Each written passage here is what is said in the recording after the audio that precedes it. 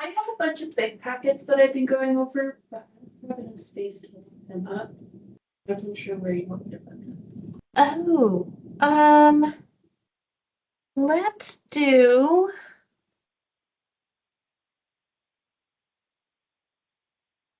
Yeah, and last. My, like yours are right over there, right? Yeah, it's actually.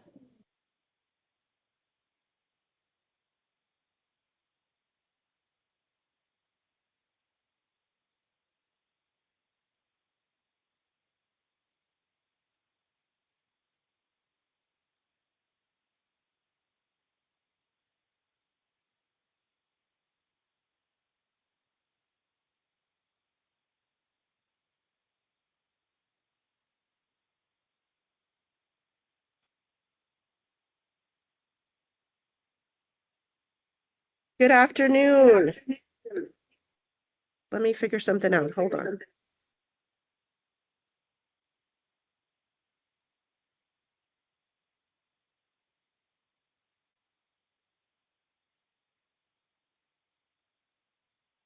All right. Is everybody able to hear me okay? Yeah. I'm not technologically savvy. I try my very best. So hopefully it's not too bad. Lisa, you had your hand up. Are you able to hear me okay? Okay, good. Perfect. All right, so we'll go ahead and get started. If you have a question at any point in time, feel free to type it in the chat and I'll slow myself down to answer. Thank you so much for joining us this evening. I know there's probably many places you could be or would like to be, but we appreciate you joining us instead.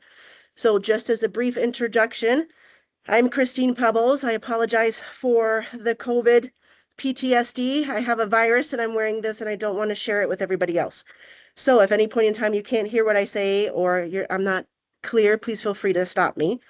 So I am the Behavioral Health Clinical Advisor here at the Nevada Division of Medicaid. I'm a practicing psychiatric nurse practitioner as well as a family nurse practitioner. And so I'm going to be leading the discussion today. We're going to be talking about screening tools. And so I'm going to try to just make the introduction relatively brief because I really do want to get to the discussion portion of the conversation. So as we jump in, we're going to go over a couple things tonight, the purpose and then the goals of the evening for tonight's summit. We're going to go over the why. So the why of us discussing the screening tools in the first place is due to the CBHT transformation. So that stands for Children's Behavioral Health Transformation, just in an attempt to kind of improve access and improve screening and referral processes for the state. And then the what, which is my favorite portion because it does get quite confusing as to what the difference is when we're talking about screening versus when we're talking about assessment. They do seem like they are the same, but in fact, they're different and they're different levels of care. So we'll kind of go over that as well. And then we'll go over the timeline. So this is a proposed and tentative timeline as to when we're supposed to select the tools, what the next steps are, when we'll roll out a pilot program to implement those tools, when it will be rolled out to the entire state, and then monitoring and compliance after that. And then we'll go over statewide partners and how everyone can kind of partner together to make sure that the children and the adolescents in the state are receiving high quality care. And then we'll go over the actual tools themselves. And so after that, the main goals of the summit will be to test the validity of 3 separate tools. The tools that were selected are more general in nature. So when we talk about tools, those are things like questionnaires and rating scales. Those are tools that are going to be used to screen for everything, any kind of illness. So depression, anxiety, autism, ADHD, developmental delay, personality disorders, suicidal thoughts or ideations, everything together. So we're going to use 3 different tools to kind of test the validity of it, meaning if we use the tool and we're going to utilize a hypothetical case scenario from a couple different real life patients that I've had over the years. But we're going to test it because if we're using the same scenario and my score is wildly different than someone else's, then we need to kind of look at that tool.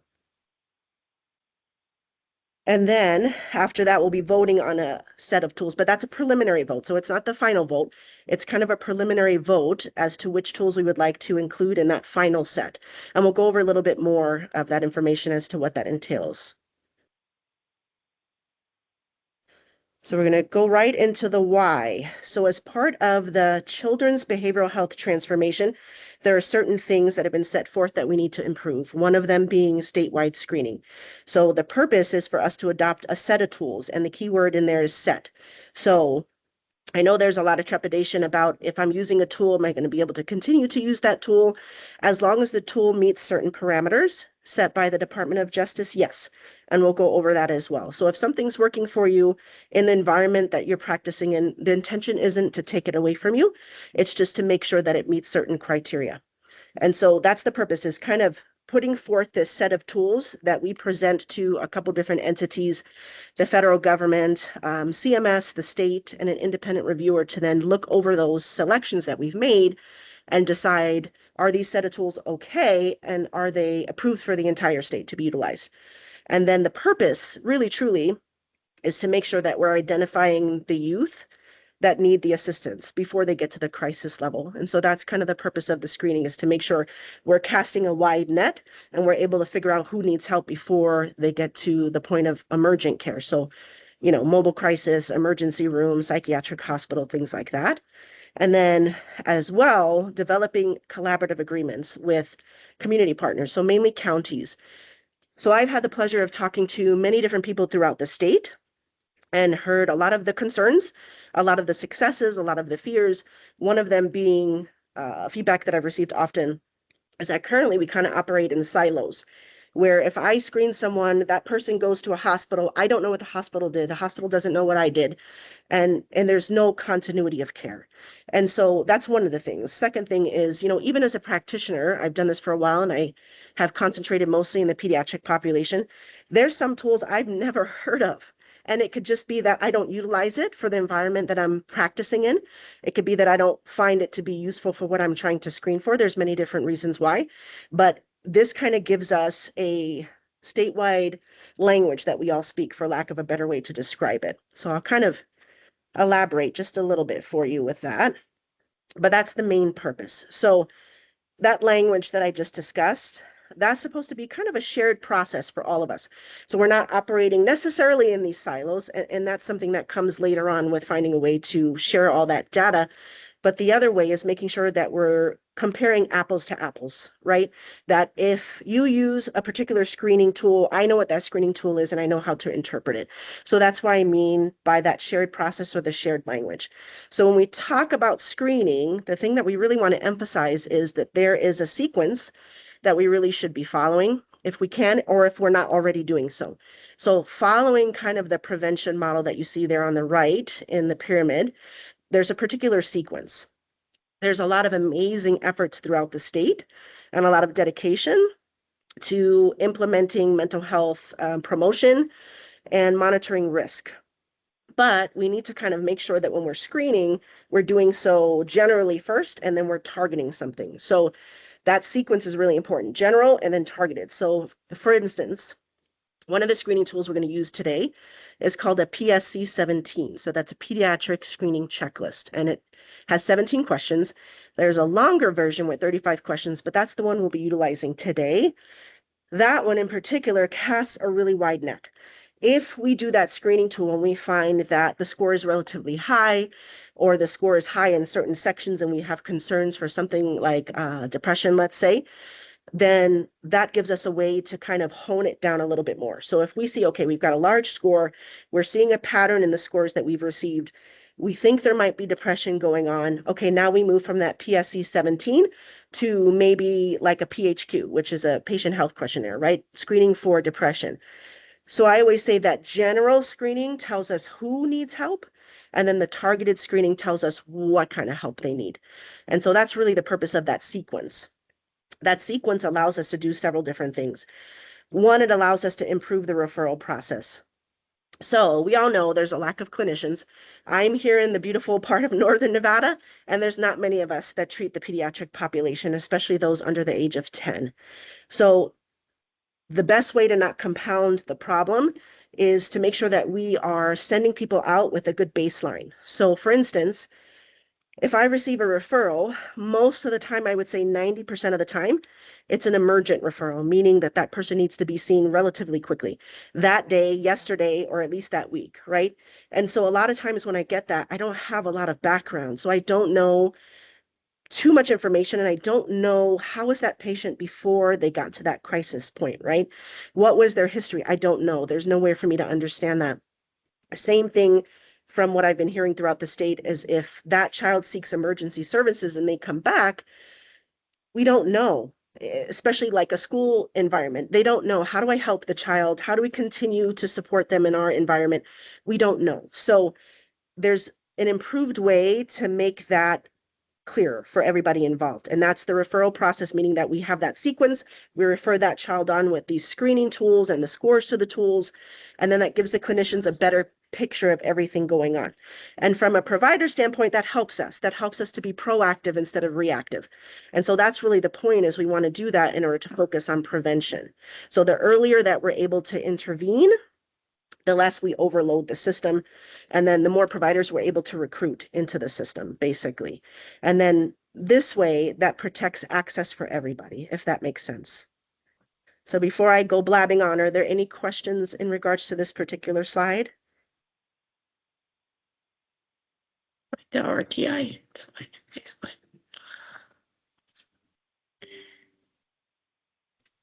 Okay.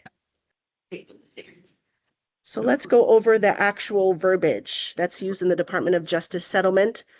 And this is where it can get a little bit confusing, so I just wanted to clarify. So when we say screening, we mean screening tools. So that's questionnaires like the PHQ I mentioned. A lot of practitioners know what that is. A GAD-7, which screens for anxiety. That's really what we're looking at. And so that's what I mean by a tool. It's a questionnaire, it's a rating scale, a couple quick questions that you fill out. Oftentimes these things are completed at a primary care visit, in a pediatric appointment, in environments like that. So that's essentially what we mean by screening tools.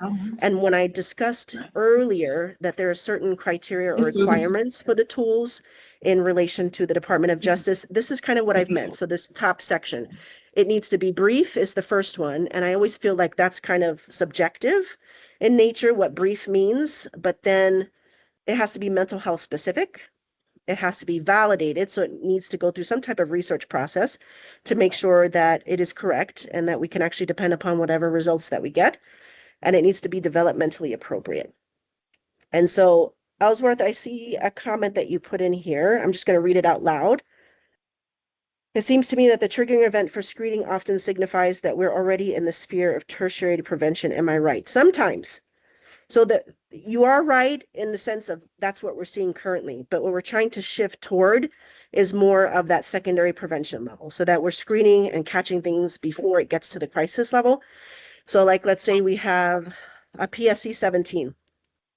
If initially in the beginning of the year we screen that child and this child scores a 3, there's no major concerns. But if we do it after that and this child scores a 10, we need to take a good look at it and say, is it just stressors that are going on? Is it what we call a precipitating event? Is it something that caused that increase in the score? Is it some kind of clinical process that we need to start paying attention to? Do we monitor? Do we send out for referral? You know, what level are we looking at that point in time? If that makes sense, Ellsworth. Did I answer your question?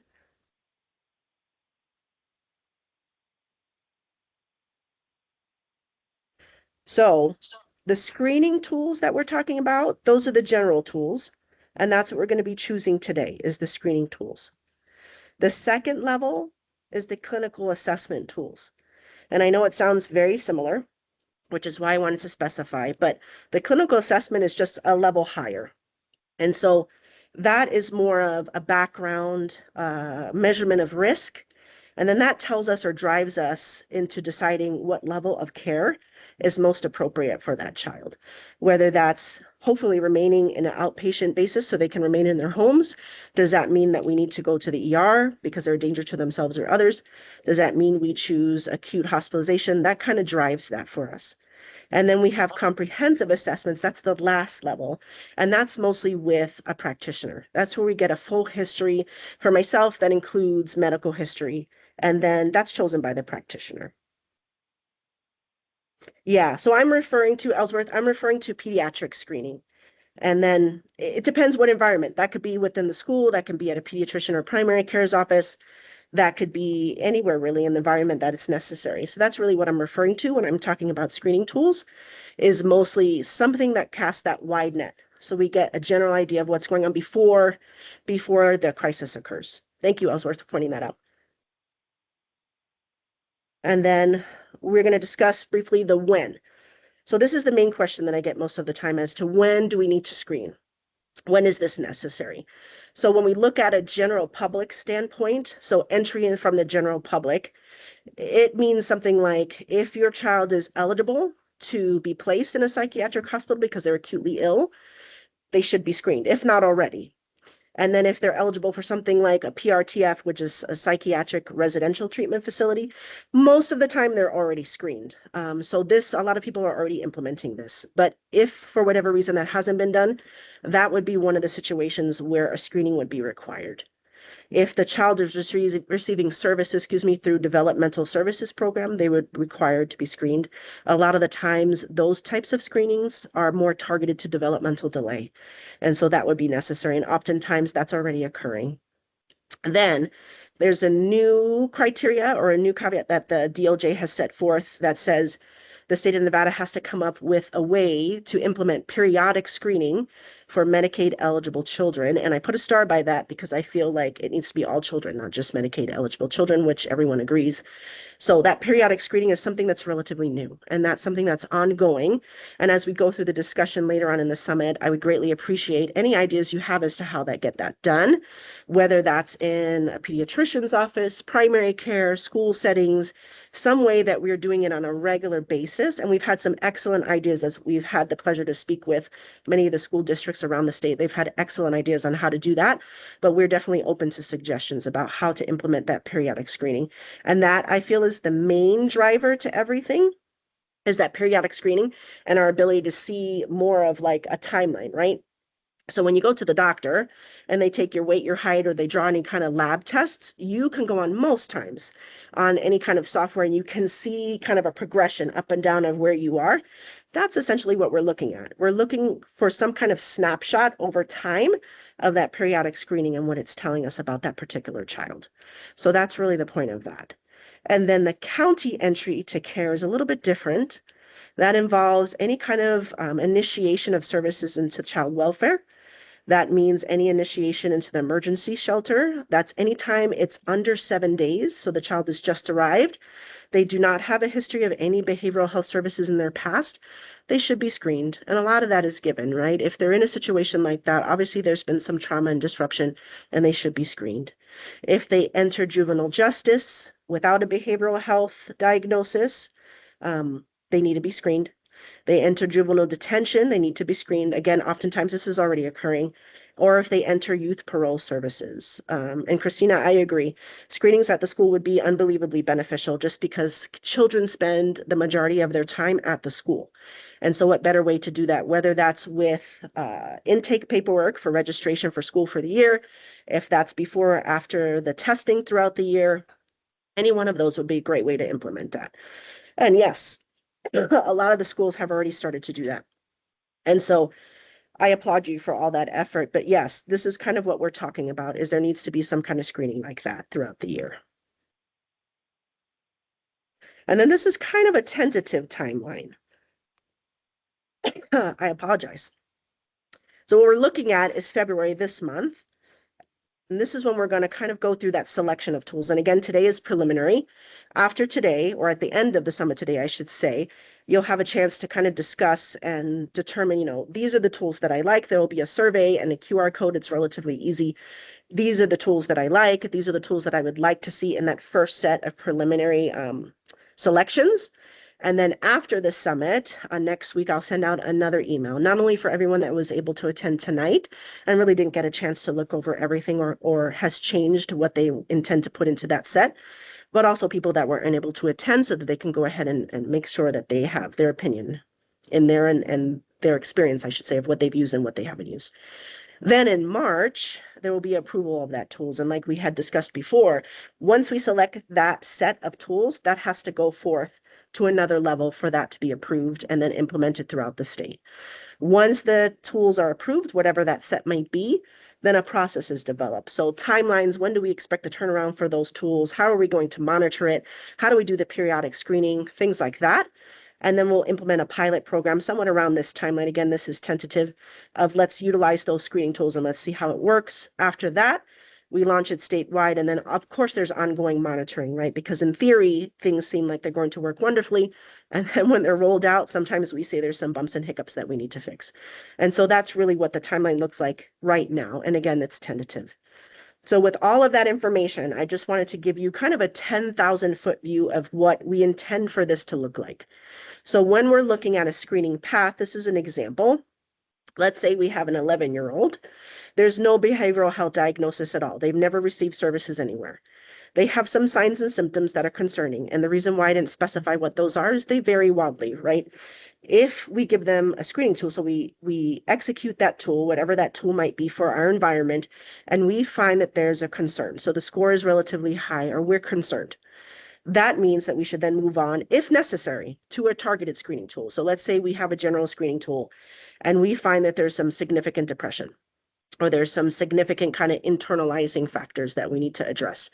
Then we need to target that and see, is there suicidal ideation? Is there anything else that we're missing? Then we go on and decide severity. And this is based on the rater and the experience with that person who's being rated. Is it mild? Is it moderate? Is it severe? Hopefully, the hope is that we catch it when it's mild to moderate, and we can intervene. If there's a danger to that child or adolescent, to themselves or to others, we then have to decide, is it emergent? Because if it is, then that just sends them directly to that comprehensive assessment. And we decide at that point what path they should follow, whether that's the emergency room, mobile crisis, whatever that might be. If they're not a danger to themselves or others, we can then decide, can we wait? Can we wait a week or two? Can we wait for a clinical assessment? Is it standard? Is it urgent? And of course, again, the reason why I didn't necessarily put specifics is this varies child to child. A child can score very, very low on an assessment, but have a really hard time functioning. In that case, the severity level has to be combined with not only the rating tool, but what you're seeing and assessing in person. And so just to kind of give you a general idea of what we're looking for, this is what we intend for it to be over time.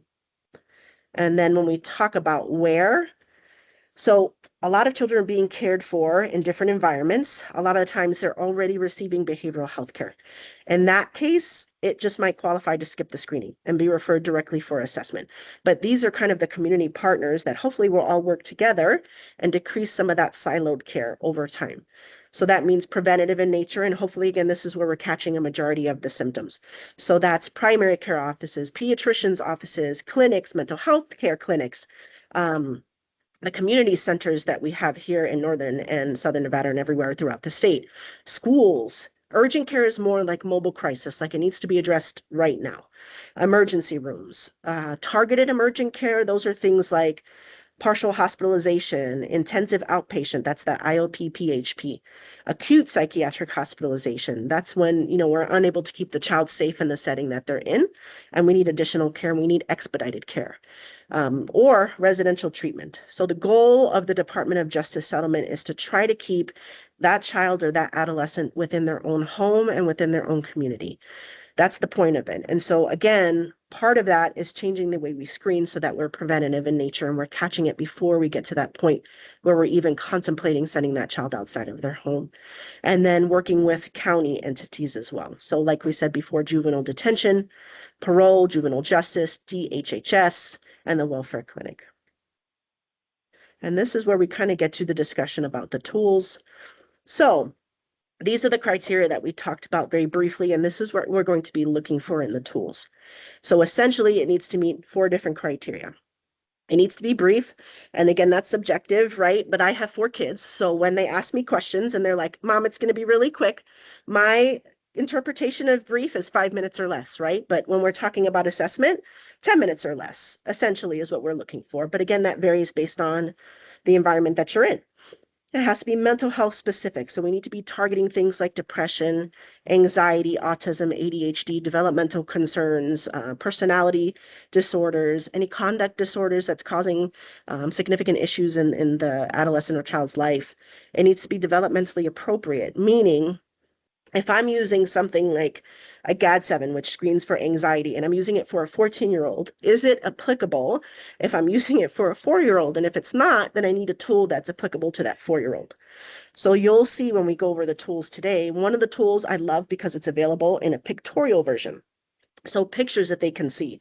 And a lot of them are available for really, really small children and young children, as well as our teenagers, right? So making sure that it's appropriate for whomever our audience is and who we're trying to treat. And then validated. It needs to be something that has been tested, and we make sure that when we actually complete this rating tool, it's going to give us some valuable information. So that's what we're looking for. So this tool list, I'm going to attach in the chat area for you to look at.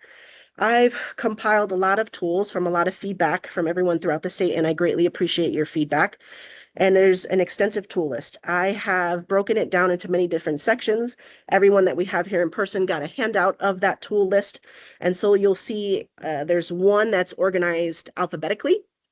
There's one that's organized by age, because I did get that feedback of, how do we know if I have a 5-year-old and they have trauma, which tool do I use? If I have a 10-year-old, which tool do I use? So I broke it down by age, and then I broke it down by the type of screener. So is it a general screener? Is it a targeted screener? And if it's targeted, what are we targeting? Are we targeting trauma and PTSD? Are we targeting depression? What exactly are we targeting?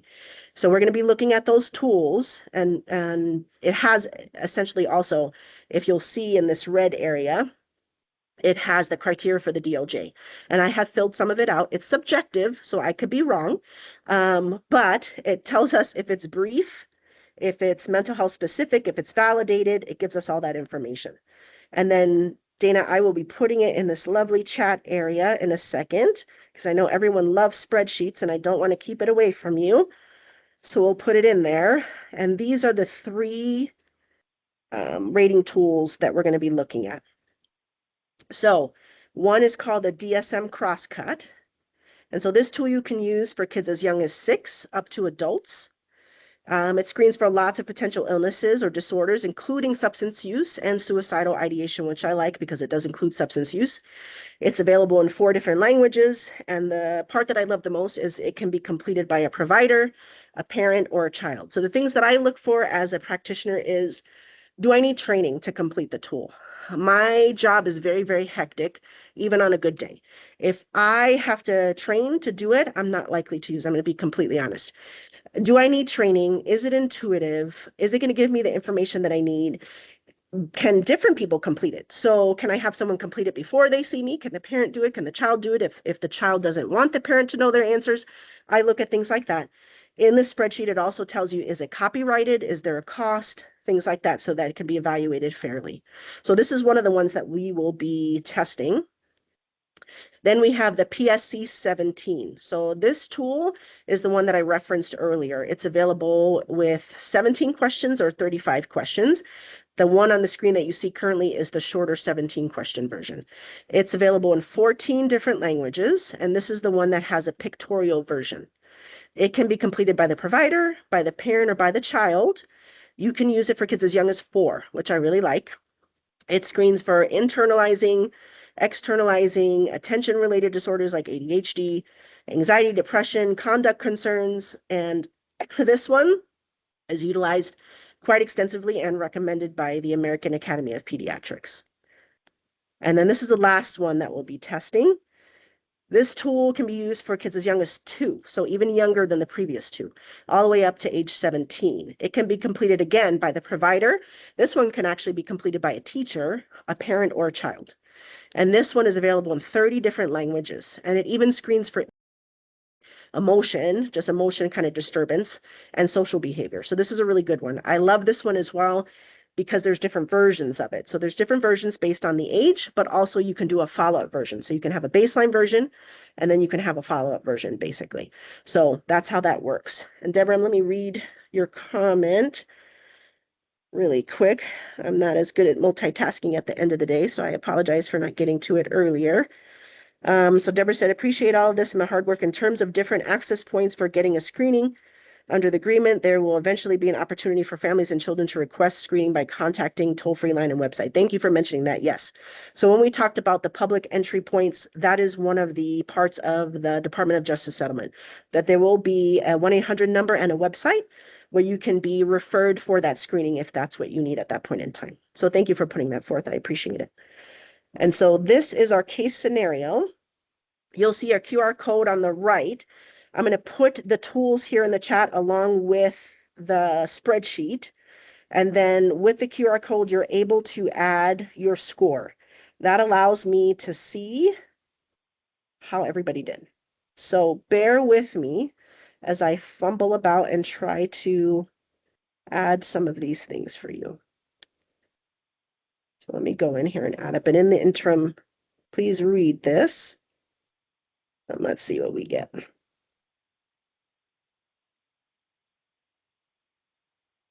I'm going to take the camera off so you guys can't see me cry, and then I'll attach it.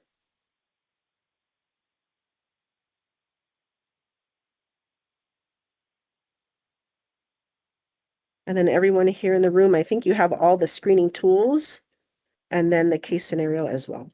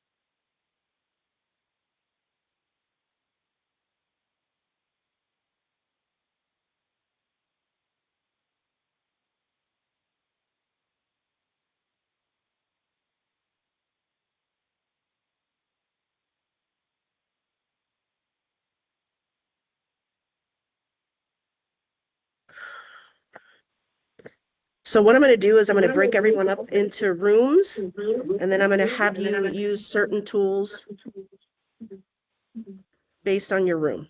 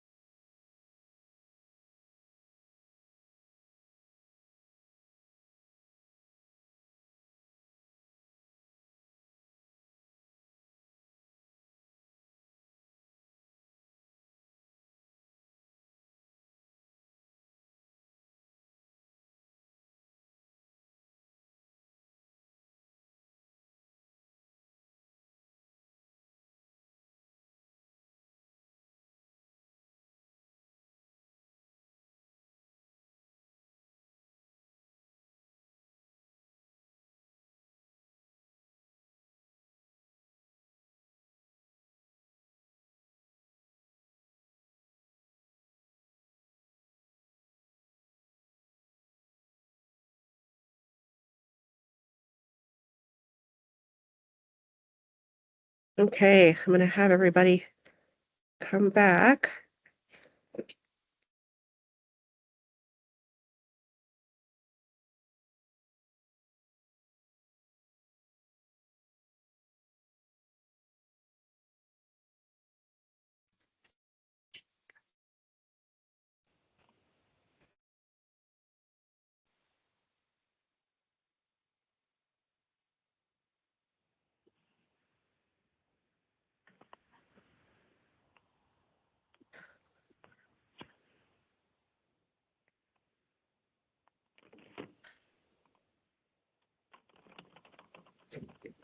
And so I'm going to leave that up just for you to be able to scan that QR code and put it in as far as your score is concerned, so we can see how different or hopefully how similar the scores are. Did anyone have questions about it or have difficulty completing it? Let me know in the chat or raise your hand and go ahead and speak. Just take yourself off of microphone if you need to.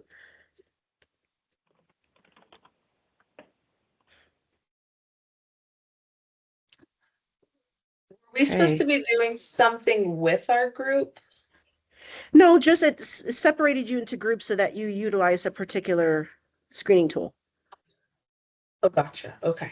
Yeah. So let's move on to the discussion. So this is where we really want your feedback and value it. So we wanted to first ask a couple things, and of course, this is a rough outline of what we need to discuss. If there's something else that you feel is important, please feel free to go off the script. So we just wanted to know what your experience was with screening tools. So what tools have you used before, maybe in the past? What do you presently use? How do you feel they work? And then we wanted to go over implementation. So anything that you see as potential blocks to implementing something like this, if you haven't already done so, or perhaps changing something about what you currently do. And so let's start, if you don't mind, with the experience. And so I just wanted to get some feedback as to what your experience has been with screening tools, what has worked and what hasn't worked so well. Sierra, go ahead. Hi, so I work for the Elko County School District in Nevada, and we may be a district that is behind other districts in more urban areas because we are a rural location. But I have familiarity with both the SDQ and GAD7, PHQ-9. I use those screening tools regularly. I like to use the SDQ for kind of like my younger kids in elementary, and then I use the different ones like GAD7, PHQ-A, which is an adolescent version of the PHQ-9 because it's more developmentally and age appropriate for them. The only downfall to the SDQ that I don't really like, prior to this year, I was hand scoring it, and it was just kind of time consuming. Maybe took me around like 10 minutes to do. But now on the SDQ website, where you can also find additional languages and stuff of the form, I was able to purchase this thing, and now it auto generates it for me, and it's really inexpensive. So for Okay. every scoring thing that they do for me, I think it's like $1 per kid. But Okay, that's if not that's bad. something that they were going to use, that's more like a targeted screener. That Okay. wouldn't be a Yeah. general one. Okay. Thank you for that. Do you feel, may I ask, Sierra, do you feel like most of the time, whatever the child is presenting, like that the tool reflects that, or do you see some gaps when you score it? The tool is pretty accurate. I like mostly just use assessment tools or screening tools to kind of back up whatever I'm seeing. I honestly get more out of like my clinical interview and assessment and more detail. But the SDQ is just that extra layer to say, yes, this is matching everything that is being reported. Okay. Thank you for that. I appreciate it. Casey, you had your hand up. Yeah, I'm working on it in the chat too. So I support school districts with universal and targeted screening and have done this for a long time. The most widely implemented universal screening tools are perhaps your language general screening tools across Nevada. include the Okay. SSR-SIE, the Student Risk Screening Scale for internalizing and externalizing. About 80% of our districts use that tool. Okay. Some districts use the DESA. Clark County uses the Sabres. There's one district that uses the SDQ, although that does fall in the bucket of what would be in the school lane considered a universal screener. The best practice is that our schools are engaging in universal screening 3 times a year, fall, winter, and spring. And Okay. for many of our districts, they are engaged in 100% universal screening of students with these tools already. Okay. For the targeted screeners, there's a lot more variability because in the school setting, targeted screening triggers consent in different informants. So that was back to my question about like who is administering, because that has some implementation considerations there, and how to obtain consent for screening based on who the informant is at the targeted level. And different districts select different tools, but I would really love to see a multidimensional screener at the targeted level, so that we can be more efficient with our resources. Okay. So multi-dimensional, can you give me an example of something that you would be screening or targeting with that? It would look across multi-domains, so it wouldn't be like this is the depression screener or this like a non-example is like a craft for substance abuse is only screening for substance, right? Right. As opposed to one that would look across domains for wellness and other indicators. Agreed. And I did receive a copy of the tools from the school. I haven't received I think you said DESA or Sabres. I didn't receive that one, so I didn't have a chance to review them, but I did receive the others to kind of look and see what it was that they targeted. And I agree, it's more of like internalizing, externalizing, like a general type screener. And you said that one's completed fall, winter, and spring? Yeah, Ideally? all universal screening at tier 1 in schools would be 3 times a year for best practice. Okay. Thank you for that. I appreciate it. And then it looks like Tamara. Yeah, I actually go by Tammy, but it's Tammy. Hi, Um, Tammy. Just to follow up on what Casey was saying, I work for Lyon County School District. And so we use the SRSSIE that Casey was talking about for universal screening, and then would use more of a targeted, exactly what Casey was talking about, a more targeted screener that was more generalized. My question is, whichever targeted screen or whichever screener we're talking about, would we be able to put it into the EHR platform that the state adopted? So that's a very good question. And that's one of the things, one of the concerns I've heard over and over, and one that I would have a concern about as a practitioner, right? I know for my EHRs that I had, obviously a lot more simplistic than those used at the school district level, but a lot of them come with prefabricated tools that are already uploaded into the system. And anything outside of that, you usually have to pay someone to do that per hour in order to put it in there. So that's a viable question. I would have to get back to you as far as the answer to that, Tammy, if you don't mind. But I did hear that quite often, and it's something that I was concerned about as well, is if whatever we choose, if you already aren't utilizing something that's general and targeted in nature and something new is required, is that more difficult to then, upload into an EHR system? Is that what you're referring to? I want to make sure I got it right. Yes. So basically Okay. what tools we're looking at, and I know the state adopted BH Works. So if Yes. it is, if it's open source, then they're able to add it. They've been able to add a lot of those. Obviously, if it's not open source, then there's copyright issues, and we have to Copyright talk issues. about it. Yeah. And so the spreadsheet that I'll be sending out later, that's one of the columns that it has in it, is if it's open source or copyrighted. And if it is copyrighted, is it freely accessible, or is there payment for it that is required? And so that's on that as well, just to keep that in mind, because I agree that's something that's definitely a concern for sure. Okay.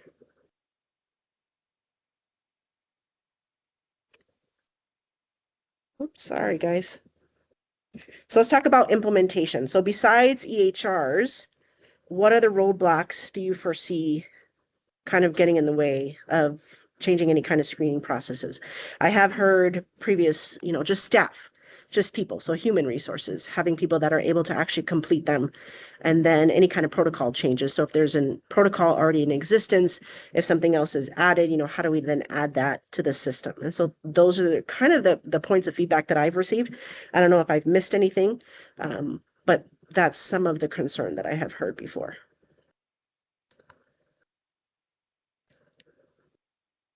Hi, everybody. This is Dr. Greenwald. I am the director of the MTSS efforts in the state. So I oversee all of the training, technical assistance, coaching, et cetera. Like several of our, wonderful implementation partners have shared tonight already. There's a lot of good work that's happening in the schools already. We attend, many, many national conferences, including National Center for School Mental Health, every year with our team to really understand and interpret sort of national best practice and what's happening across the nation, different states, adoption and use. And our job is to bring all of those practices back to Nevada. We've been working for the past few years very specifically on increasing universal and targeted screening inside of schools. And like you've heard, there's a lot of systems that have been developed very recently inside of the school districts to allow for these practices. So thank you to Tammy from Lyon County for sharing. They're one of our strongest implementation partners when it comes to really getting those mental health components, those comprehensive mental health components into schools. And some of that work includes that universal screening and then targeted screeners inside of schools. Like Tammy said, some of the screeners are already embedded inside of the state's newly adopted electronic health record that schools will be using for billing Medicaid. So I would say, I would really like to sit here tonight and advocate that we leverage some of the work that's already been happening in our state. It is new, but it is scaling, and it's scaling fast. And the schools are really getting on board with this. We've had several statewide summits and conferences that have helped get schools on board. We have a state technical assistance center with a partnership with Nevada Medicaid already that helps schools get on board with this work. So I'm very hesitant to sort of recreate a new system where there's different providers that are responsible for lifting the efforts of the DOJ settlement with respect to this particular item, because it's already being done. And what I'm fearful of is that if we select a new battery of screeners and select a new group of people that are responsible for the screening, it really derails the efforts of what's happening inside of the schools. And I think instead, we should be looking to leverage the efforts that are inside of the schools, because I will tell you, and you all know this, I mean, I've got kids, many of you have kids, like my pediatrician sees my kids for 6 minutes once a year. The educators inside of the state of Nevada see my kids for 6 hours every day. Those educators know those kids, and the screeners that are validated for mental health and validated for use inside of schools are able to be very easily administered by educators. That I would really like to continue to advocate for, because when we sit here in Nevada and we talk about mental health clinical workforce, that is one of the biggest barriers to our success in the mental health space is the workforce. And if we don't leverage other professionals to help support the mental health needs of our students, we just don't have enough providers to do this work. So I really feel strongly that the work that Lyon County's doing, Pershing County's doing, Churchill County's doing, Clark County's doing, we have model districts that are doing this work, and we have ways to help support other districts in scaling these practices. I think we can sit with those districts, hear what they're doing, and really leverage that so that we do not derail the current efforts and we don't have to create something new. That's what I'd like to advocate for. Yeah, thank you, Dr. Greenwald. I appreciate that. I agree. The kids spend the majority of the time in the school. So ideally, that would be great if we can do screeners. With the same respect, I want to make sure that I'm not burdening the system and asking the school to become mental health clinics. But I agree, if that's what they're already doing, that's the perfect environment to do it, right? Obviously. So thank you. I appreciate that comment. And I just wanted to address some of the comments in the chat really quickly. So Jackie, I see that you put down the potential this will result in special education referrals and phishing. I agree. And so I spoke to a stakeholder that had the same concern as you did, and they have adjusted one of the screeners to make sure that it was a little more valid, meaning that instead of such a huge net, it kind of went down to a little bit better of a net so that we're not getting these false positives. Jackie, is that what you're referring to? I just want to make sure I got that correct also.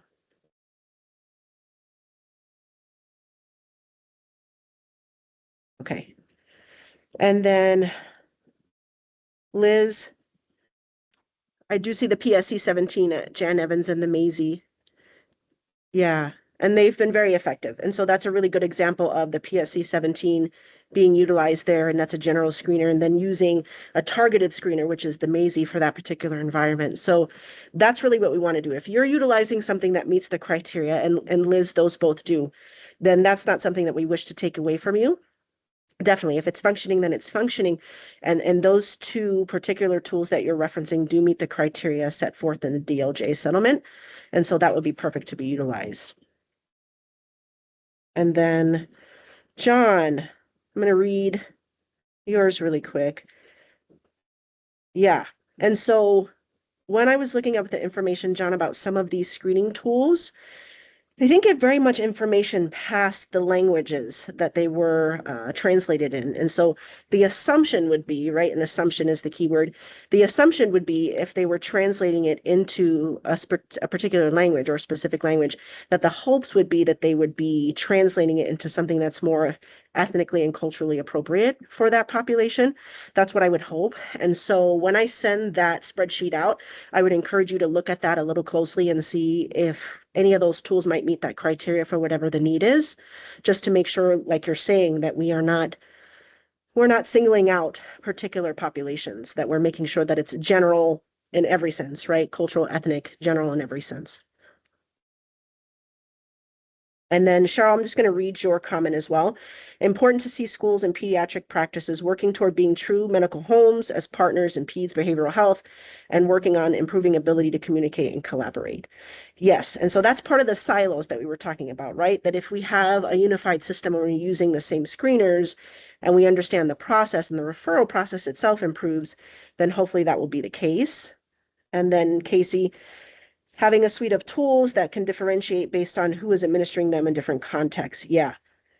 And so I feel like you have a specific example for that, Casey, but I agree. That's one of the ones that it depends upon who's rating it, which is why I tend to like the ones that are targeted or specific so that there can be multiple different raters so we can get multiple different responses. And so, Joseph, I know you had your hand up, and then Tammy. Joseph, did you have a comment? Hi, this is Joe Haas. I'm a psychologist consultant with Washoe County Juvenile Services, and I just wanted to add with what Liz said. The Maisie, I think I just wanted to be sure how you're seeing that, because it is a general, it's targeted in the sense that it's specific to juvenile services and has been normed with that group, and that's a special kind of skill set in terms of what we ask our screeners to do, given the issues our kids are dealing with. But also it's a general screening that is administered in that environment. So I hope you're still okay with that as meeting the criteria for a general screener. Yes, absolutely. Absolutely. If it's working for that function, absolutely. That's the key, right? Is something that might be applicable to myself in whatever environment I am in might not be applicable in a different setting. And so we don't want to dictate what should be utilized in your setting. You would know that best. And if the Maisie is definitely targeted and general, that's perfect. Absolutely. And then Tammy, go ahead. I'm sorry.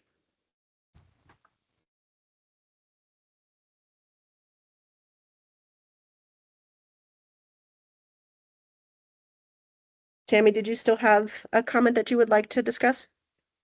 Yes, sorry. I was muted. Sorry. Okay. I was gonna That's type okay. in the chat, and then it's just a long thing, so it's easier if I talk. So hopefully people don't mind that I talk. But I wanted to address, like, in schools, it's come up quite a bit in my district that we've worked at. Like, there was a worry about when we started universal screening, what happens if, right? What happens if we identify students? Then does that increase our special ed? Does that start child find that was a big concern at the time. Okay. And, you know, other things like other people listed in here, like what happens if we don't have the resources or those kinds of things.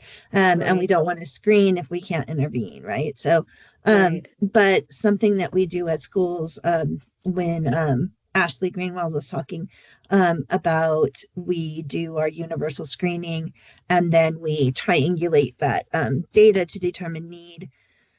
And we have data decision rules that put our students into groups. So at the school level, we have different varied small groups that work on certain skills, right? So Okay. we're talking non-clinical skills. So we might do accept, identify, and move, which is a non-clinical act. We have different programs like that. We have, instead of CBITS, we have bounce back and set, which are non-clinical trauma interventions. So we've looked at a lot of non-clinical things that we can offer in schools. And then we can link out to community partners, either telehealth or partners that come onto the school campus, or partners that children or students can go and out into the community to get resources. So all of that is available as well. But some of our resources don't have to necessarily be at a clinical level. We can help support children at a non-clinical level. And I think that that's really important. And just because we screen and somebody meets our data decision rules does not mean that it starts child find. So Right. even with a diagnosis, it doesn't necessarily start child find, right? So that one was something that we really were worried about, and we worked through that. Okay. No, yeah, that makes complete and total sense. And that's what I meant by there's so many people that are already implementing many of these measures, and it's just really honing it just a little bit more. I will tell you from my personal experience, just as far as, you know, it's difficult to screen because then if you get a positive screen, what do you do from there, right? And so I had the pleasure of working in the rural areas as a practitioner, and it is difficult. So one of the reasons why I got into pediatric care is because I tried to get care for my own daughter when she was 14. And my intent initially, when I did this as a professional, I went forth with this education, was to treat adults. So when I try to find a practitioner for my child, when she was at an emergent crisis in her life, I remember calling all day long, in tears, angry, frustrated, because I kept getting told 6 weeks, 8 weeks, 3 months, 6 months. I laughed out loud, 6 months. And my answer was like, I can't even keep this child alive day to day. I'm following her to the bathroom. Like, how do I wait 6 months? That's not okay. And for myself, that kind of changed everything for me because we had the financial means, we had the ability to find her care, and we had great insurance. So I thought, if I have good insurance and I have financial means, and I'm in technically a metro area, right? How much more difficult is it for everyone else? So that's why I ended up going into the pediatric practice, is because I saw that that was a massive problem. And so it made me sad because I thought, this is not okay. And I've had the ability to work in many other settings, juvenile detention. I've worked with adults in substance use. And so I've been able to hear the stories of people and seeing, like, for lack of a better term, when did we fail you? At what point in your life did we miss it and we could have helped you? At what point in your life could the trajectory have been far different than it is right now, right? And so looking at that, one of the things honestly that I think of is screening. And it might seem trivial and kind of benign, but to me it's not, because it's repetition. Let's say you go to a pediatrician's office and you get the same screener every single time, right? And you're answering the questions the same thing every single time. Even if someone's less than truthful, let's say, right, with their answers, whomever is with them is going to start hearing those questions and think, oh, they said no, but actually that's yes. And oh, they said no for that, but actually that's yes. So it's kind of like this first primary prevention in a way, where we are repeating and repeating and repeating all of these things that you should be looking for in order to flag for us that you need help, right? And so that's a great way. For instance, something far less severe is the reason why I found out I had ADHD is because I completed a screener for my son. And as I was going through it, I kept thinking, oh no, this is me. Like, this is me, and this is me, and this is me, and this is me. And no one ever told me. I had no idea that I had ADHD. So it was a screener that told me, like, you have ADHD. This explains a lot in your life. It was something similar, just a screener, just a benign screener at a pediatrician's office. So goes to show you, sometimes we reach out to people in different ways. It could be primary prevention, it could be secondary prevention. Hopefully it's not the tertiary prevention, but screeners are far more useful than we could ever possibly imagine. So Jessica, I'm sorry, you had a comment? Thanks, Dr. Pebbles. Just in this possible roadblocks, I just wanted to bring up when earlier when we're talking about the getting kids screened within the 7 days of coming into child welfare. One of the roadblocks that we have seen at Washoe County, our clinical unit, I oversee children's services, children's clinical services in Washoe County. And our team assesses all kids that come into care within the first 14, well, our goal is within the first 14 days of being placed. And one of the things that we have encountered is we have to get, because we're technically a separate entity from the actual CPS side of Washoe County. And so obviously we need to get the permission, we need to get consent to do those assessments and those screenings. And our assessment teams and our CPS teams are incredibly overwhelmed, and we do not get those consents necessarily timely. And so sometimes it takes a matter of, multiple days, and a lot of contact, and not because the workers don't want their kids assessed, but because they're going on multiple assessments, sometimes multiple removals a day, a week. And so that 7-day timeline to have a kid assessed and screened from their entry into child welfare is going to be a big push. And especially when you're in a community that does not have, that has wait lists of multiple months. And even with us having embedded, we have 12 clinicians embedded in our child welfare system, and we are pushing that 14-day deadline. And so that 7-day push is,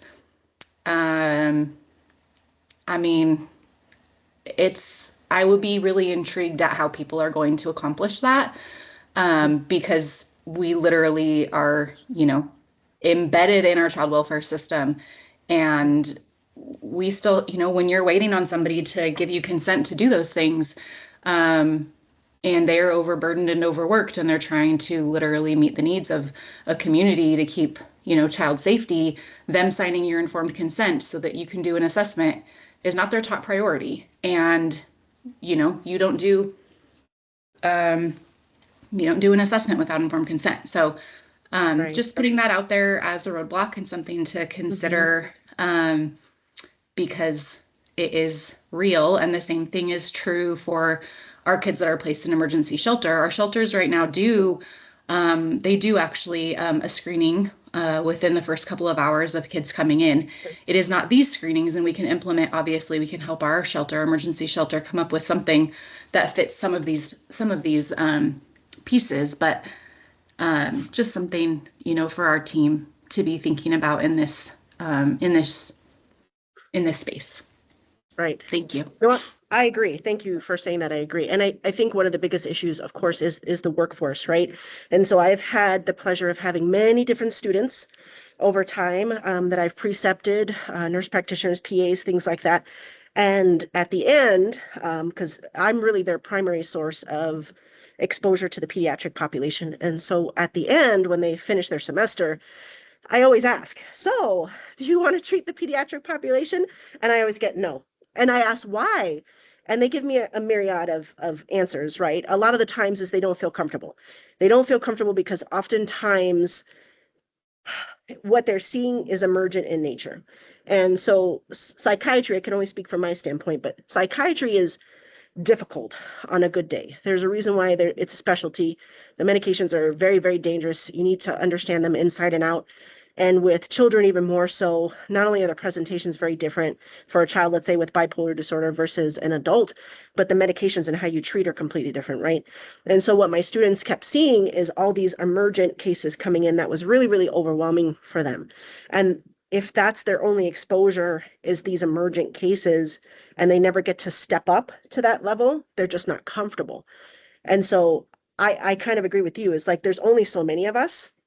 I even started doing some math and I was like, okay, if we have 40,000 kids, let's say, or 4,000, just to kind of pare it down, and 1% of those kids need emergent care and we only have 6 practitioners, can we do that in a day? No, we cannot. So that's another part of it, Jessica. I agree with you. That's another issue that we're working on is the workforce, right? But I feel very strongly that if we are doing more preventative care and we're not reactive, we're proactive, it will really make a difference as far as who's going to remain in that atmosphere and in that circumstance versus who gets overwhelmed really quickly and ends up leaving. Previous to me being a psychiatric nurse practitioner, I was a med-surg nurse. And if you guys know anything about med-surg nursing, all the Instagram and TikTok videos are 100% correct. It is chaos on a good day. And they call it the Walmart of all hospital floors because it is. It's everything that you could possibly think of. And I remember being in school and thinking, okay, I could do part-time on med-surg and then do school. And then I had 2 code blues. Unfortunately, one person didn't make it within a 2-day period. And I thought, I can't, I'm so tired, 16-hour days. I'm so tired. I can't do this. And that's what I'm talking about is I don't want it to be that level all the time because it dissuades people from joining, our honestly, our cause to be able to improve access to care for the pediatric population. So like I said, a lot of people are already doing all of this screening. I just want to make sure that we're doing it, like I said before, in the proper sequence, but also that we're really targeting that general wide net and then narrowing it down from there before it becomes an emergent issue. And of course, there's kids that don't tell us things, right, until it is emergent. So we can't help that, unfortunately. But that's really what I would like to have as the concentration is kind of that general and then out from there. And so, Cheryl, I'm going to read your comment. Has concept of child and youth behavioral health strategic plan with gap analysis been considered, as well as central, regional, statewide triage and referral centers? Some other states in the West have been quite successful moving work forward with this approach. Cheryl, do you mind coming off mute and giving me a little bit of background information?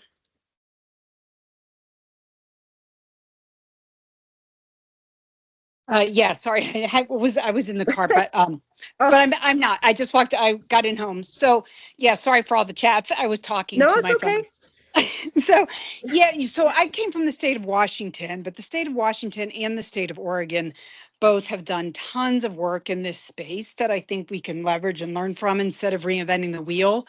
And we were in very similar place about 15 years ago, I will say, in the state of Washington. That to where Nevada is today. We were at the bottom. I mean, like very similar. And it didn't take DOJ, but it did take like governor's office saying, you better fix this, right? So we were almost there. And it wasn't until we actually united around a true strategic plan and said, okay, here's the parts we already have, here's the parts we need, and then we're going to collectively advocate to get all those missing parts in place that we really started making progress, because otherwise each of us was in our own little silo advocating for the thing that would help us. Like, Right. pediatricians are going to advocate for one thing, schools are going to advocate for another, emergency rooms are going to advocate for another, on down the line, and all well intended, right? Mhm. But, and really for us, and I think this is true in most states, what happened is all the priority got to the most severe kids who were the Yeah. highest utilizers, and we never got ahead of the whole Mhm. thing. And so Yeah. it ended up being really helpful for us. And we had a partnership between many in the state, but it was led by some legislature, the strategic planning process. And now it's, they have an executive director of it, and it's moving forward really nicely. And they've really made a lot of progress. So it's something to consider. And then we have a statewide the PAL program that allows us to call and get a psychiatric consult. Right. Massachusetts is who originated that, and many across the country have replicated, but they continued to expand it, right? It ended up, now it's not just call and talk to a psychiatrist or a psychiatric nurse practitioner. And same in the state of Washington. It's a referral center. The patients and families can call, I can call, and they by region know all the resources, and they keep track of them. They can ask some thoughtful questions. It's usually master's level prepared um, social workers, typically for us, who often answer the phones and say, oh, this kid needs to go there, this kid needs to go there, so that we get the right kids to the right services. Because right now, like, we all refer, we're clogging up the system, right? The limited resource we do have is getting clogged up. And sometimes by the time the kid is seen and assessed, it's not even the right place for them to be. Yeah. So I just think there's a lot we could learn from other states that could allow us to move ahead much faster than, like, it took Washington 15 years, right? We don't have 15, Yeah. like, our kids don't No. have 15 years in Nevada. Like, Right. they need us to move something soon. So I just wonder if there's a little opportunity there to learn from others. I agree. I agree, Dr. Morelli. I appreciated our conversation. I agree. It's a big project and there's lots of different moving components, but that's why we greatly value your feedback and your experience too, because it helps us to not reinvent the wheel. If something was not functional before, we certainly don't want to pull all our efforts there. And if something did work well somewhere else, right, we do want to try to implement something like that here if it fits Nevada. And I think you're right. We definitely are behind. It's a lot. That's why we're working on it. And Nevada is very unique geographically. And I think when we compare ourselves to other states, but I think Washington does apply, Dr. Morelli, where we have to look at geographics, right? And someone had made a comment earlier of, parents have to drive 3 hours to go get care. That's a really long way to go. So I know for a fact that there's lots of stakeholders in the states that are trying to really target that outside of this children's behavioral health transformation, really are quite aware of the need there and are really trying to target it in a way where you get quality care, but maybe telehealth, maybe long distance, so those parents don't have to drive that far, because forget about it being a long way. And if the child has siblings, then you have to get everybody in the car, and then it's gas and it's snacks, and kids don't like being in a car, and it's a lot of effort. So that's a long way to have to go get care. And parents often have to choose between, I have to get my child care and I have to make a living so that I could pay for the gas to get them to where they need to be. So it's this constant back and forth, right? So what I neglected to go over earlier in one of the slides when we were going over the sequence is I put a picture of a smoke detector on purpose on there, because I do get a lot of that. Okay, well, if we have a positive result, what do we do? Because we don't have anyone to send them to. But I liken it to that smoke detector, where if we don't have the smoke detector, we don't know until it's too late, right? If the smoke detector goes off, which happened yesterday in my house, and I won't name names in my house, someone was cooking dinner, but it was not me, and the smoke detector went off. And I thought, oh, what is happening now, right? It could be something we just open the door and the smoke goes out and it's not a big deal. It could be something that we monitor. It could be something that we say, okay, we have to send you out. And so that's why I kind of liken it to that, where you're right, 100% right. It is difficult because we don't have a lot of practitioners, but we don't want to wait for the fire. We want to know when there's smoke in the house first, and then we kind of address it from that point, if that makes any sense whatsoever. And then Deborah, I see that you have a couple of comments too. And yeah, Dr. Morelli, you're right. A lot of the areas in the Mountain West have the same kind of geographic compositions as Nevada does. And Nevada is beautiful and gorgeous, and you can go 2 or 3 hours and not see a thing, and that's okay because the scenery is beautiful, but that's a long way to go get care. So that's what we kind of want to avoid is we don't want someone to have to make that hard decision of, do I buy groceries for the week or do I get in a car for 3 hours and get my child the help that they need? So that's a difficult choice to make, and we don't want it to get to that point. So thank you all for your comments. I wanted to go over the periodic screening mandate. I have had really, really amazing suggestions, but if you have anything that you would see as ideal for that periodic screening, please share it, because I feel like that's one of the most important things, is making sure that we're getting to it on a regular basis, like most of the schools are doing. Are we getting it on a regular basis? And I think we have a unique kind of climate where we have large hospital systems, right? And then we have a lot of small private practices, and how do they implement that without being cost prohibitive, without having to hire somebody new? But I'm curious as to if anyone has any ideas regarding the periodic screening and how to implement that in particular. And then Tammy, I'm reading But, your eh, comments. Hey, it's Cheryl again. I mean, I don't want to monopolize time. So I would say for all the pediatricians, family medicine who sees kids, American Academy of Pediatrics Bright Futures is the perfect tool to look to say, here's the schedule. Many of our colleagues across the country are already doing this. There's tons of information of how you can be successful. And I would say, again, we just really shouldn't reinvent the wheel from the medical side. We're behind, but we can get caught up quite quickly. Yeah, I agree. That's a good thing. The bright futures, I do. And then Naomi, you put, what about the student information system during online enrollment? And that was a brilliant suggestion that we had from one of our wonderful school districts. And I think it's a great idea. When you're signing your kid up for registration for the school year, that would be a really good time to see how they're doing. When we look at statistics as a pediatric provider, I look at time, right? And so I look at, okay, are we high in August when we're worried about school? Are we high toward final season for the middle schoolers and the high schoolers? You know, how are we trajectory wise throughout the year? But I think starting with that registration in the beginning of the school year before the kids go is a really good idea. I like that quite a lot. Yeah. And so I think that's a really good idea. And one of the screening tools, I can't remember because my mind is befuddled with 8,000 screening tools, but I know there is one that is what they call de-identified. So it gives you a score, but it doesn't tell you which questions were the highest. Only the practitioner can see that. Nobody else can see it. So that's kind of helpful if you want to report anything, but you don't want someone to necessarily know the specifics. It was one of the trauma screens. It was one of the trauma screens, and it allows you to de-identify and just get a total score, and the practitioner can review the specifics, so you don't have to necessarily divulge any information you don't want to at that point in time. And then Dr. Morelli, does that apply to all the schools or only public schools? So I think, Tammy, if you want to answer that question about the universal screening in the schools, if it's all the schools or just public schools, because I know someone else had made a comment about charter schools also.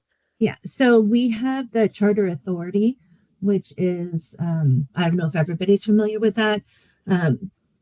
And so they're a part of the public schools that we, of the different counties, the different school districts. So they represent the Charter Authority has a lot of our charter schools in it.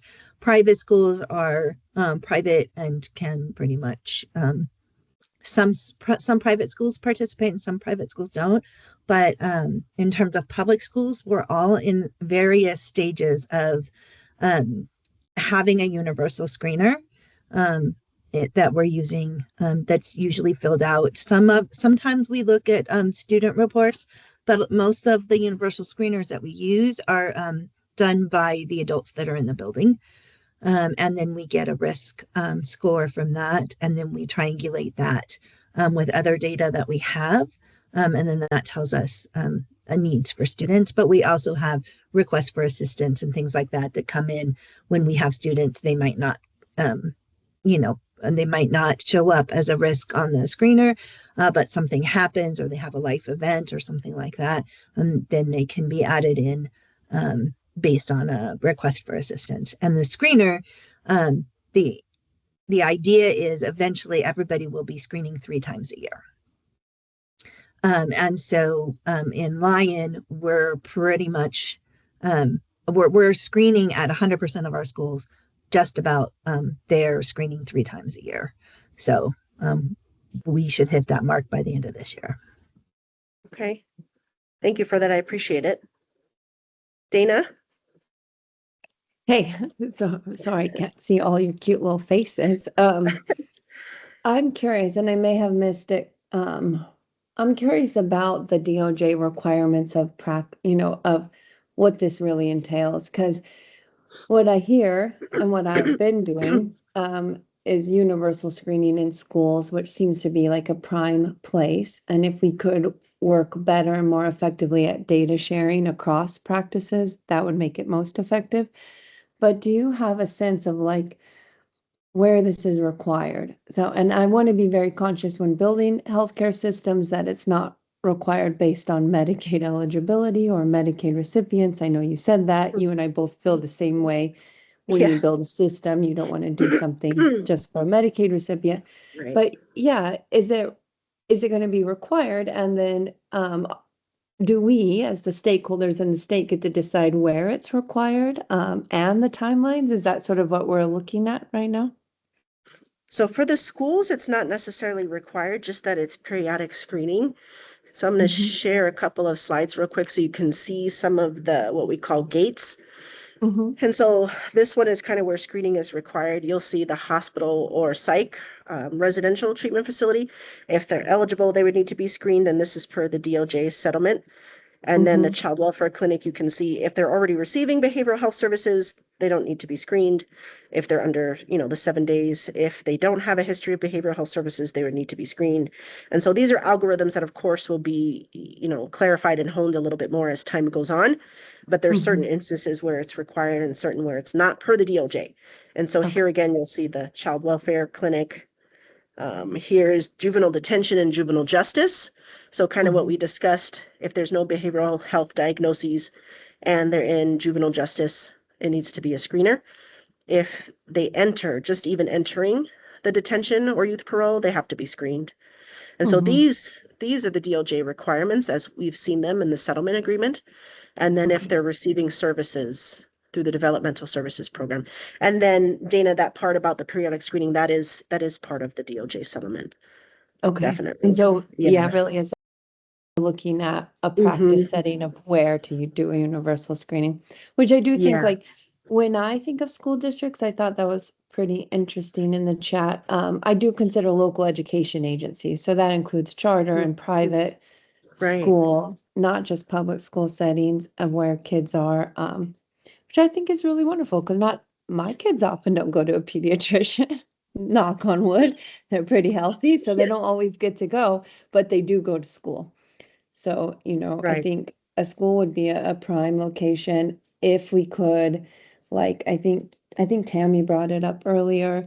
If we can write in our processes as a state for data sharing agreements across systems, meaning if you did a screener in a school, that the pediatrician, the juvenile probation, early childhood, Right. community health, with, of course, consent and release of information would have access to those results. Because what we also hear is how awful it is to do a screening over and over and over. Yes. Like I did a screening with you, and now I'm doing a screening with a case manager. Yes.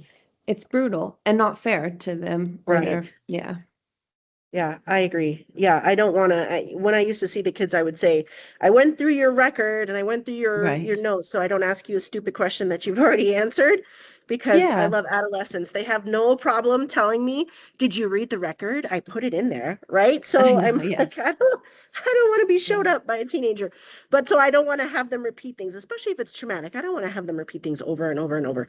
So that's something obviously No. that we're looking into, right? Is something of that nature, especially with the geographic kind of the way it's laid out, the state of, are we all talking? Are we all in the same system kind of thing? But yeah, I agree. It's definitely, we don't want them repeating things. I don't even want to repeat things, right? So I can only imagine repeating your feelings. That's even harder. And then Carly, I see that you put a comment down. I'm just going to go ahead and read it out loud if that's okay. I think it needs to be a multi-pronged approach. Screening in schools is a great approach. Most kids are in schools, but not all, which is true. Some kids are really good at masking while they are at school. The pediatrician's office is important for kids who see their pediatrician. The single point of entry would be the phone system. That will be important when it is implemented, so parents can request help when they have concerns. One approach is not going to catch every child who needs help before the crisis. Yes, I agree. Definitely. And then the part I agree with the most is the masking. Children definitely do mask. and they don't want to talk about it. I think our generation now is pretty mental health literate, and they're pretty good at expressing their feelings, and they're not ashamed to, but there are a lot of kids that mask for whatever reason. They just mask, right? So I know as far as the Hispanic population is concerned, when you look at all of our statistics, they look very, very low, but it's very, very misleading because culturally, we were raised in a system where you just don't talk about it. And so those statistics, we mask on purpose because it's cultural. So you're right, it's not going to catch everything, and not every child goes to school. So it is definitely imperative. Like Dr. Morelli was saying, the pediatricians are really going forth with making sure that that screening is done at the office so that it's not missed. And then Karen, you put it's important to address parent communication and consent. Yes. And so that's one of the main things that we're looking at is how do we screen and make sure that we're catching things, but also that we are allowing that child and the parents to have privacy. So that obviously is paramount, and teaching the parents about why we're screening and what the purpose is and allowing them to make an informed consent about it is key. Thank you, Deborah, for linking the settlement agreement. So I just wanted to leave a moment for a couple last comments before we move to any questions that might be remaining.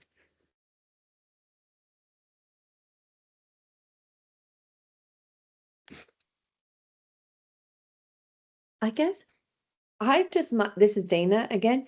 My name's Dana Robinson. I just talk, not to talk like you all know me, like a weirdo. But what's our next steps? Because I'm super excited about this. I love universal screening. I love the idea of early prevention. That we lose kids every year that were never identified. Like we did not know that they were struggling. So what's our next step? Like what can we do to make sure? Do you want data on universal screening that's happening currently? Do we want to talk about systems that exist, like the state just purchased, State Nevada Health Authority just purchased a school-based EHR? Do we want to talk about how that could interface with WebIZ, or I don't think anybody uses Health Information Exchange anymore. But like, what's our next step? What would we like to do from this? So I think getting information about what's currently done is obviously always helpful, so we can make sure that we're taking in consideration the work that's already completed. And then again, don't rewrite the wheel again, or do something that's already being done quite effectively. But right now, the next step is we kind of look at all those screening tools, see which ones we utilize on a regular basis, vote for that set of tools, and then that vote will get put forward for approval. And then we start working on kind of the small details of what we expect for timelines, how will the process work, kind of what Jessica was talking about, what's feasible, what's not feasible, more details of that nature, and then talk about pilot programs, rolling it out, and then kind of reassessing everything. But first is that selection of the screening tools is really, really important first. If that answered it, Dana. Do we vote on it? So I guess I'm super confused. I now feel like, are we voting on a targeted screener or a universal screener? So like a screener that can be done with just opt-out consent, like we send out when you register to school, you're like, hey, I'm going to screen. I want to screen your children for emotional well-being or mental wellness, and you can opt out to it. So that's done in lots of other states. Or like, yeah, are we voting on a universal screener that's a short little like gathering of information, a little baseline, or voting on targeted screeners done in different practice settings? To make everything more complicated, Dana, both. So we're voting on both. So hopefully we have a set of a couple different general screeners that we like, and hopefully even more targeted screeners, right? Because we have so many different environments, whether it's school, juvenile detention, juvenile justice, lots of different areas, developmental. And so we want to make sure that we cover everything. But in the vote, so this QR code that you see up on the screen, that'll allow you to vote for the set of tools, and it'll be separated into general and targeted, but it will also allow you to write in any tools that were not included in that list. And then again, I'll end up sending out that exciting fun-filled spreadsheet to everyone so you can see everything too, just so you can kind of get the larger picture of all those tools. Because I will tell you, there was a lot that I had no idea they existed. I had never utilized it, never been in an environment where I needed to utilize it, but they were great. I already utilized about 4 of them, and I never knew they existed. And I was like, oh my gosh, this is great, right? I didn't even know. And it gave me an objective measure, because as clinicians, even as parents, we have a colored lens to everything that we see. And so we think, oh my gosh, it's horrible. But then when we rate it, we're like, oh wait, like it's not that bad, right? So, or on the other side of the coin, maybe it is worse than we initially had thought, right? So the point is we have to vote on general and targeted, and we get that set that will be utilized for us.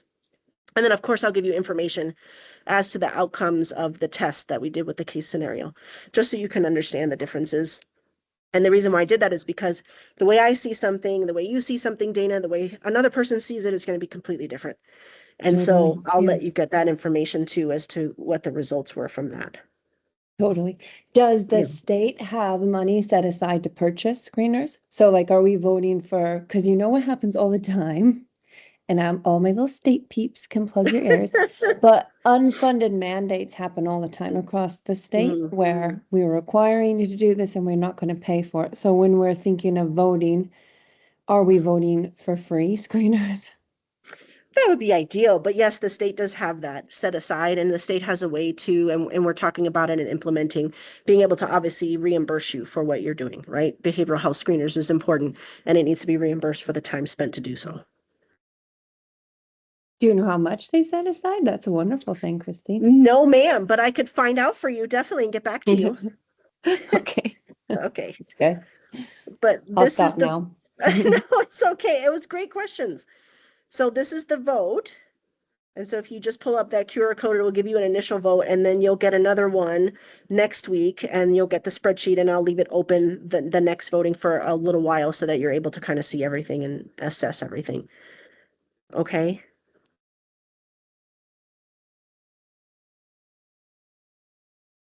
So I'm going to leave this up for a second. Thank you so very much to everyone who chose to spend your time with us tonight. I greatly appreciate it. And for all of your feedback, it truly is invaluable. I can never say thank you enough for all of the efforts that you put forth to take care of the kids in the state of Nevada. We greatly appreciate it and look forward to that exciting, fun-filled email from me. And if you have any questions or concerns that we didn't address tonight, please feel free to email me at any point in time and ask. And then Dana, I will definitely get back to you with the answer to that question. But just like Dana, if there's a question that we can address or concern that we can address, please feel free to reach out to us at any time. And I hope you all have a fantastic night.